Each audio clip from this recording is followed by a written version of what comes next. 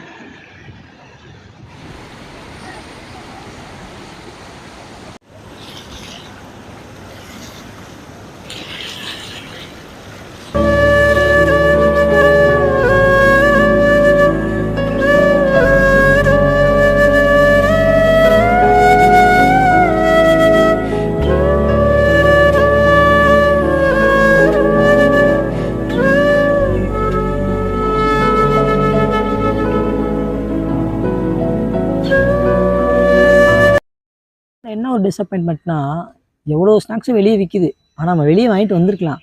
நம்ம வெளியே வாங்காமல் இங்கே வந்து வாங்கி சாப்பிடலாம்னு சொல்லி என்ன மாதிரி டிசப்பாயின்மெண்ட் ஆகாது. என்னன்னா, வெளியே கரும்பு ஜூஸ் 20 ரூபா, ஆனால் இங்கே 30 ரூபா. வெளியே மாசா ஜூஸ் 10 ரூபா, அதே மாதிரி தான் இங்கேயும் போட்டிருக்கோம். ஆனால் இங்கே 15 ரூபாய்க்கு விற்கிறாங்க.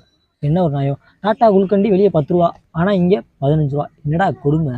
இந்த மாதிரி நிறைய இடத்துல உட்கார்றதுக்கு இடம் போட்டிருப்பாங்க, அதில் நம்ம ஜம்முன்னு உட்காந்துக்கலாம். ஸோ பார்க் அந்த சைடு இருக்குது, சின்ன பிள்ளைங்க விளாட்றதுக்கு, அதுக்கு 5 ரூபா. ஸோ அடுத்தடுத்ததை நம்ம அடுத்தடுத்ததை பார்ப்போம். வாங்க போகலாம்.